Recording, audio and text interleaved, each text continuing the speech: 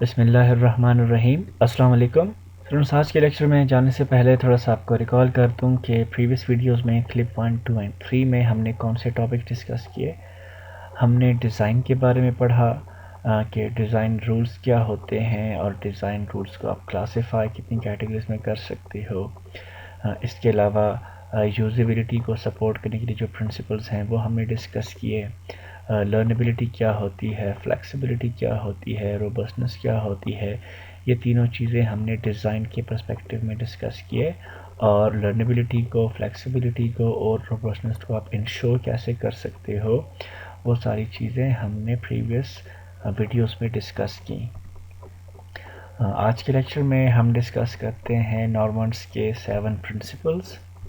Last week हमने Norman model of interaction पढ़ा था, जिसमें 2 एंटिटीज़ थे, कंप्यूटर था, ह्यूमन था, और इनके बीच में इंफॉर्मेशन की exchange in the form of cycle हो रही थी। ह्यूमन एक पर्टिकुलर गोल अचीव करने के लिए एक टास्क एग्जीक्यूट करता है, कंप्यूटर उसको प्रोसेस करके ह्यूमन को आउटपुट देता है। उसके बाद यूज़र उसकी इवैल्यूएशन करता है। अगर गिवन आउटपुट जो है डिज़ायर्ड आउटपुट के जैसे नहीं है तो ये साइकिल दोबारा चलता है। उसके बाद मज़ीद हमने पढ़ा था कि एग्जीक्यूशन मज़ीद 3 सब फेसेस में सब क्लासीफाई होती है, और इसी तरह एवेल्यूएशन का जो प्रोसेस है वो भी 3 सब फेसेस में सब क्लासीफाई होता है। अभी हम इसी सेम ऑथर के 7 प्रिंसिपल डिस्कस करते हैं, जिसके थ्रू आप किसी भी डिफ़िकल्ट टास्क को ट्रांसफॉर्म कर सकते हो एक आसान टास्क में। रूल भी बड़े इंटरेस्टिंग हैं, तो आप लोग ज़रा गौर से सुनिएगा। सबसे पहला जो रूल है वो है use both knowledge in the world and knowledge in the head. Second जो रूल है वो है simplify the structure of task. Third जो रूल है वो है make things visible. Fourth one is get the mapping right. Fifth one is exploit the power of constraint, both natural and artificial. Sixth one is design for error. And 7 is when all else fails, standardize. So ये 7 जो rules हैं ये normals के हैं। अब इन सारे rules को एक एक करके अलग अलग स्लाइड में मैं आपको एग्जांपल्स के साथ एक्सप्लेन करता हूँ। ओके, पहला प्रिंसिपल है कि use both knowledge in the world and knowledge in the head. देखिए बच्चे, ह्यूमन को कोई भी टास्क मिलता है तो वो टास्क बहुत आसान हो जाता है अगर उस टास्क के बारे में उसकी अपनी रेपोजिटरी में इंफॉर्मेशन हो कि इस टास्क को कैसे हैंडल करते हैं, और उसके साथ साथ अगर एक्सटर्नल वर्ल्ड में भी उस टास्क से रिलेटेड इंफॉर्मेशन अवेलेबल हो तो वो टास्क यूज़र को बहुत आसान हो जाता है अकॉम्प्लिश करने के लिए। ठीक है। अच्छा, यहाँ एक्सटर्नल वर्ल्ड से मुराद इंटरनेट आप कह सकते हो, टीचर्स, फ्रेंड्स, मेंटर्स, या फिर आपके जो रिलेटिव्स हैं वो सारे एक्सटर्नल वर्ल्ड में आते हैं। ठीक है। Alright, on the other hand अगर इंटरनल रेपोजिटरी में कोई रेलेवेंट इंफॉर्मेशन ना हो और एक्सटर्नल वर्ल्ड में भी कोई ख़ास इंफॉर्मेशन ना हो तो तब बहुत मुश्किल में फंस जाते हो आप लोग। ठीक है। जैसे आप लोगों को कोई ऐसी असाइनमेंट मिलती है जो इंटरनेट पे आपको ना मिले उसकी सॉल्यूशन, तब आपकी जो हालत होती है ना, उसी हालत की मैं बात कर रहा हूँ। ओके, एक और सिचुएशन भी है जब आप सिर्फ इंटरनल इंफॉर्मेशन को यूज़ करके कोई टास्क करते हो तो इट कैन बी डेंजरस, क्योंकि आपकी अपनी जो इंफॉर्मेशन है बहुत बाइस्ड हो जाती है। ठीक है। So it can yield in different result if the information is not up to the mark. Alright, और आखिरी बात ये है कि ये जो एक्सटर्नल इंफॉर्मेशन है ये ओपनली अवेलेबल भी हो सकती है या फिर कोई ना कोई कंस्ट्रेंट इसके साथ एसोसिएटेड होता है। सो समरी ये है, to get better results use both of the knowledge, right. और डेफिनेटली एक्सटर्नल वर्ल्ड से इंफॉर्मेशन गेट करने के लिए आपको लर्निंग करना हो सकती है। Okay, next principle is simplifying the structure of task. देखें, अगर टास्क का स्ट्रक्चर सिंपल नहीं है तो डेफिनेटली जो मेंटल एक्सर्शन ज़्यादा होगी और मेमोरी पर भी जो लोड होगा वो ज़्यादा होगा। सो अगर प्रॉब्लम कॉम्प्लेक्स है तो try to make it simple, और किसी कॉम्प्लेक्स टास्क को आसान बहुत तरीक़ों से आप मतलब बना सकते हो। ठीक है। पहला तरीका तो हम लोग डेटा स्ट्रक्चर्स में पढ़ चुके हैं कि आप लोग एक बिग प्रॉब्लम को स्मॉल सब प्रॉब्लम्स में स्प्लिट करते हो और फिर उन स्मॉल सब प्रॉब्लम्स को इंडिपेंडेंटली डील करते हो। सॉल्व करते हो और फिर लास्ट में उन स्मॉल मल्टीपल सॉल्यूशंस को कंबाइन करके आप अल्टीमेटली उस बिग प्रॉब्लम की सॉल्यूशन गेट कर लेते हो। जहन में आया आप लोगों के कि किस चीज़ की मैं बात कर रहा हूँ? सोचो ज़रा।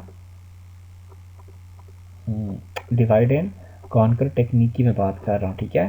फॉर एग्जांपल आप एक एरे जिसका साइज़ बहुत बड़ा है, राइट, लेट्स से 500 एलिमेंट्स हैं उसमें, और आप उस एरे के एलिमेंट्स का सम फाइंड कर रहे हो। तो एक वक्त में 500 एलिमेंट्स को डील करना इज़ अ डिफ़िकल्ट टास्क। तो हम डिवाइड एंड कॉन्कर में क्या करते हैं कि 500 एलिमेंट्स को स्प्लिट करते हैं इनटू सब एरेज, और फिर उन सब एरेज के लिमिटेड एलिमेंट्स को ऐड करके हम पूरी एरे का जो सम है वो फाइंड कर लेते हैं। जो दूसरा तरीका है वो ये है कि आप उस प्रॉब्लम की नेचर को ना ट्रांसफॉर्म करो। इसकी जो बेस्ट और इजी एग्जांपल है वो है मल्टीप्लिकेशन। फॉर एग्जांपल आप दो नंबर्स को मल्टीप्लाई कर रहे हो, और मल्टीप्लिकेशन तो होती भी थोड़ी मुश्किल है, स्पेशली जब आपके पास जो नंबर्स हैं वो थोड़े से बड़े बड़े हो जाएं, ठीक है। तो आप मल्टीप्लिकेशन को इन टर्म्स ऑफ एडिशन भी कैरी आउट कर सकते हो। फॉर एग्जांपल अगर आप 2 मल्टीप्लाई 3 कर रहे हो तो सेम रिज़ल्ट आप 2 को अपने साथ 3 टाइम्स ऐड करके भी सेम रिज़ल्ट आप गेट कर सकते हो, ठीक है। सो या तो आप प्रॉब्लम को स्प्लिट करो छोटे छोटे सब प्रॉब्लम्स में, उसी तरह भी आप किसी बड़े प्रॉब्लम को इजीली सॉल्व कर सकते हो आसान बना के, और दूसरा ये है कि आप किसी प्रॉब्लम की नेचर को चेंज करो। सिमिलरली कोई मेंटल एड प्रोवाइड करके भी आप मुश्किल टास्क को ईजी कर सकते हो। मसलन लास्ट लेक्चर में वो जो लाइट स्पेक्ट्रम के 7 कलर्स के नाम एक सीक्वेंस में याद करना मुश्किल थे, तो आसानी के लिए उसे श्रिंक करके ROYGBIV रोइक वेव कर दिया था, right. So red for R for red, O for orange वगैरह, ठीक है। सो इसी तरह से भी कोई मेंटल एड से भी आप किसी बड़े टास्क को या कॉम्प्लेक्स टास्क को आप आसान बना सकते हो। नेक्स्ट प्रिंसिपल है मेक थिंग्स विजिबल। चूँकि बात डिज़ाइन की हो रही है इस वीक के लेक्चर सीरीज़ में, तो इंटरफेस का डिज़ाइन क्लियर रखो आप, जिससे क्लियरली पता चलता हो कि ये सिस्टम किस लिए है और क्या क्या फंक्शंस ये सिस्टम परफॉर्म कर सकता है, ठीक है। दूसरी बात ये है कि अगर यूज़र सिस्टम पर कोई ऑपरेशन परफॉर्म करता है तो यूज़र के उस ऑपरेशन का इफ़ेक्ट भी क्लियरली रिफ्लेक्ट होना चाहिए, ठीक है। इसके अलावा सिस्टम के इनपुट आउटपुट में भी कोई एम्बिग्विटी नहीं होनी चाहिए। ऑलराइट, जो नेक्स्ट प्रिंसिपल है वो है गेट द मैपिंग्स राइट। ये थोड़ा सा टेक्निकल है, गौर से सुनिएगा और समझने की कोशिश कीजिएगा। मैं भी आप लोगों को एग्जांपल से समझाता हूँ। लेट्स सपोज आप ड्राइविंग कर रहे हो और आपने लेफ़्ट टर्न लेना है और उसके लिए आपने लेफ़्ट इंडिकेटर ऑन करना है। तो यूज़र के इंटेंशंस बाय डिफ़ॉल्ट ऐसे होते हैं, ड्राइवर के इंटेंशंस ऐसे होते हैं कि फ़र्ज़ करो कोई बटन्स हैं जिससे इंडिकेटर आपका ऑन होगा, ठीक है। तो वो बाय डिफ़ॉल्ट अगर लेफ़्ट की तरफ मुड़ रहा है तो वो लेफ़्ट बटन प्रेस करेगा, या फिर अगर कोई लीवर वगैरह है जिसके थ्रू वो मतलब वो इंडिकेटर को ऑन करता है तो वो बाय डिफ़ॉल्ट उसको लेफ़्ट की तरफ क्या करेगा, मोड़ेगा। सो अगर कार के डिज़ाइन में लेफ़्ट इंडिकेटर का बटन राइट साइड पर लगा हुआ है, या जो लीवर है वो मतलब लेफ़्ट की जगह राइट पे आप उसको ट्विस्ट करके आप इंडिकेटर ऑन करते हो, तो इट मीन्स कि आपके पास जो सिस्टम के कंट्रोल्स हैं वो यूज़र के एक्शंस के साथ मैप्ड नहीं है। लेट्स सपोज एक दूसरी एग्जांपल समझते हैं। लेट्स सपोज आप किसी IDE में ना कोड लिख के उसे बिल्ड करना चाहते हो, ठीक है, या रन करना चाहते हो। तो एज अ यूज़र आप किसी ऐसे बटन को ढूंढोगे जिस पर ना कोई गियर टाइप शेप होगा उसका, ठीक है, कोई कोई गियर टाइप उस पर आइकन लगा होगा, या कोई प्ले बटन टाइप होगा, ठीक है। अगर ऐसा है तो बहुत इजीली यूज़र के एक्शंस सिस्टम के कंट्रोल के साथ मैप हो रहे हैं, ठीक है। और अगर उस IDE में बिल्ड करने वाला बटन कोई ओवल शेप में है या उस पर कोई हैप्पी इमोटिकॉन वाला कोई कार्टून बना हुआ है, तो डेफिनेटली यूज़र के जो डिफ़ॉल्ट एक्शंस हैं वो सिस्टम के कंट्रोल्स के साथ मैप नहीं होंगे, ठीक है। और इसके अलावा यूज़र के इंटरफेस के साथ इंटरेक्शन में स्मॉल मूवमेंट से स्मॉल इफ़ेक्ट और बिग मूवमेंट से बिग इफ़ेक्ट होना चाहिए। मसलन आप किसी टच स्क्रीन डिवाइस पर ना पेंटिंग कर रहे हो, ठीक है, और आप कोई हल्का सा डॉट लगाना चाहते हो स्क्रीन पर, ठीक है, तो यूज़र बाय डिफ़ॉल्ट स्क्रीन को ना हल्का सा टच करेगा। अब अगर हल्का सा टच करने के बाद भी वहाँ इतना बड़ा डॉट बन जाए तो आप कह सकते हो कि यूज़र के जो डिफ़ॉल्ट एक्शंस हैं वो सिस्टम के कंट्रोल्स के साथ मैप्ड नहीं है, ठीक है। सो आप लोगों ने क्या करना है, जो मैपिंग है उसको राइट करनी है, ठीक तरह से करनी है। नेक्स्ट प्रिंसिपल है exploit the power of constraints, both natural and artificial. Constraints हम पढ़ चुके हैं, वो लिमिटिंग फैक्टर्स जो किसी टास्क को परफॉर्म करने में आ जाते हैं, ठीक है। सो कंस्ट्रेंट्स को आप अवॉइड करो by providing valid options. Simple सी बात है, मसलन एक इंटरफेस में यूज़र किसी फाइल को सेव करता है तो उस इंटरफेस में सेव का बटन होना चाहिए और ब्राउज़ का बटन होना चाहिए। अब अगर आप इस इंटरफेस में प्रिंट का बटन भी वहाँ पे बनाते हो, ओपन का बटन भी वहाँ पे बनाते हो, तो बात बनेगी नहीं, ठीक है। सिमिलरली अगर एक एप्लीकेशन है जिसमें इमेजेस ओपन होके ना एडिट हो सकते हैं, ठीक है, फोटोशॉप वगैरह, तो अब अगर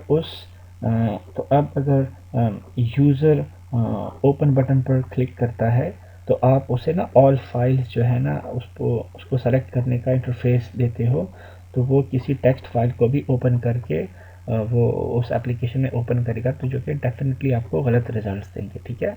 तो चूँकि वो एप्लीकेशंस किसी पिक्चर को ओपन करने के लिए है, उसको प्रोसेस करने के लिए, एडिट करने के लिए है, तो आप भी यूज़र को सिर्फ पिक्चर्स फाइल्स को, जेपीईजी फाइल्स को या बाकी जो पिक्चर्स के फॉर्मेट्स हैं सिर्फ उन फाइल्स को आप यूज़र को प्रोवाइड करो, और जो बाकी इनवैलिड फॉर्मेट्स की फाइल्स हैं वो आप फिर ऐसी एप्लीकेशन में यूज़र को अलाउ ना करो। नेक्स्ट प्रिंसिपल है डिज़ाइन फॉर एरर। अब ह्यूमन है, गलती तो करेगा, गलती के बगैर तो ह्यूमन का गुजारा नहीं होता। सो आपके सिस्टम में यूज़र की एरर को ओवरकम करने का मैकेनिज़्म होना चाहिए, या अगर एरर इनकाउंटर हो जाए तो सिस्टम इज़ कैपेबल हो कि उस एरर से वो रिकवर कर सके। और लास्ट प्रिंसिपल है कि when all else fails standardize. Last slide में हमने मैपिंग की बात की, वो जो कार ड्राइविंग की और इंडिकेटर की एग्जांपल हमने पढ़ी। लेट्स सपोज अगर ऐसा नहीं है कि नेचुरल मैपिंग नहीं हो रही, ठीक है, अब ज़रूरी नहीं है कि हमेशा यूज़र के डिफ़ॉल्ट एक्शंस ही आप उन पे ना अपने सिस्टम के कंट्रोल्स को मैप कर सकते हो, ठीक है। समटाइम्स आपके पास मैपिंग नहीं होती, तो फिर उस पर्टिकुलर केस में आप क्या करो, अपने सिस्टम का डिज़ाइन कुछ ऐसा करो कि वो जो यूज़र है आपके सिस्टम के इंटरफेस को ईज़िली लर्न कर सके, ठीक है, और उसको अपने डिफ़ॉल्ट एक्शंस मैप करने की उसको इतनी ज़रूरत ना पड़े, ठीक है। वो एक दफ़ा आपके इंटरफेस को देखे और उसको ईज़िली लर्न करे, और फिर लर्न करने के बाद उसको फिर जो आपका सिस्टम है वो ईज़िली वो उसको यूज़ कर सकेगा। तो थैंक यू, इंशाल्लाह नेक्स्ट वीक में फिर दूसरे टॉपिक डिस्कस करते हैं। तब तक के लिए अल्लाह हाफिज़।